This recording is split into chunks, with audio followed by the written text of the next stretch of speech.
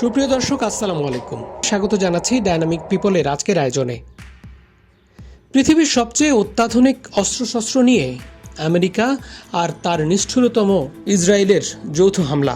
শুরুতেই প্রধান ধর্মীয় নেতা আয়াতুল্লাহ আলী খামেনি, সেনাপ্রধান সহ অসংখ্য নেতাকে তারা মেরে ফেলে।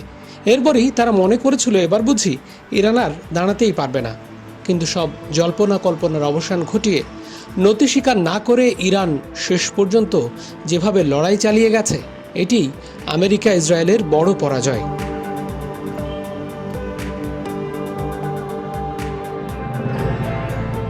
কারো সাহায্য ছাড়াই 4 দশকের নিষেধাজ্ঞা ও বিচ্ছিন্নতার পরও ইরান যেভাবে নিজস্ব প্রযুক্তিতে উদ্ভাবিত ক্ষেপণাস্ত্র ড্রোন দিয়ে আত্মরক্ষা ও সব শত্রুকে আক্রমণ করেছে তা অবিশ্বাস্য বটে।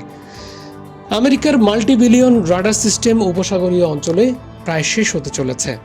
আমেরিকার গর্ব প্যাট্রিয়ট, ইসরায়েলের অহংকার আয়রন ডোম, থার্ড প্রযুক্তি ঠেকাতে পারেনি ইরানের শাহেদ, হাতাফ, ঘড়ি, সিরাজকে। সৌদি আমিরাত, কাতার, কুয়েত, বাহরাইন, জর্ডানের মার্কিন ঘাঁটিগুলোকে আক্রান্ত ও খালি হয়ে গেছে।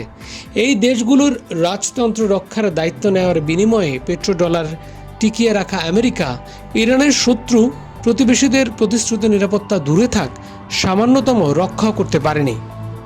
ইরানের ক্ষেপণাস্ত্র থেকে ইসরায়েলকে রক্ষায় আমেরিকা সবকিছু করলেও উপসাগরীয় দেশগুলোকে ইরানের সামনে একলা ছেড়ে ফেলে।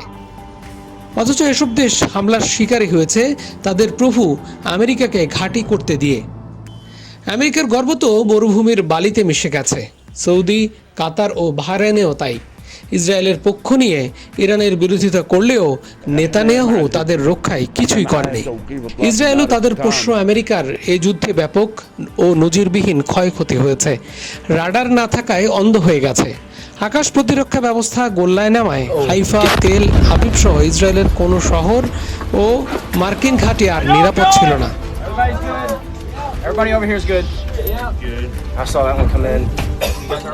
তবে একটা ঘটনা ঘটবেই, তা হলো আগে সব দেশ যেমন ইসরায়েলের বিলিয়ন ডলারের আয়রন ডোম কিনতে পাগল হয়ে যেত, এখন আয়রন ডোমকে তক্তা করে দেয়া ইরানে সস্তা ড্রোন, মিসাইল কিনতে চাইবে। $20,000 শাহেদ ড্রোন আমেরিকার $100 মিলিয়ন F-15কে মেরেছে।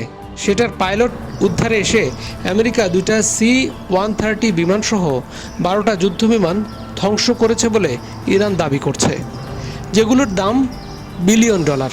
এটাই ইরানের বিজয়। আরেক বিজয় হলো আমেরিকার হামলায় ক্ষতি পোষাতে ইরান হরমুজ প্রণালীতে টোল বসানোর শর্ত দিয়েছে যুদ্ধবিরতিতে। সেটা হলে বছরে $80 বিলিয়ন আয় হবে দেশটির। এটা থেকে বড়লোক হয়ে যাবে তারা। এই যুদ্ধ সেই সুযোগ করে দিয়েছে ইরানকে।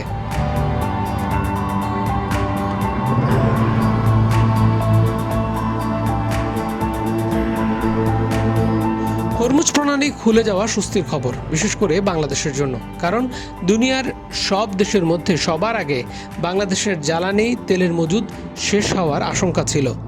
গ্রীষ্ম ও সেচের মৌসুমে ভয়াবহ সমস্যা হওয়ার শঙ্কা ছিল। নতুন সরকার এতটা বিপদে পড়ার আশঙ্কা ছিল।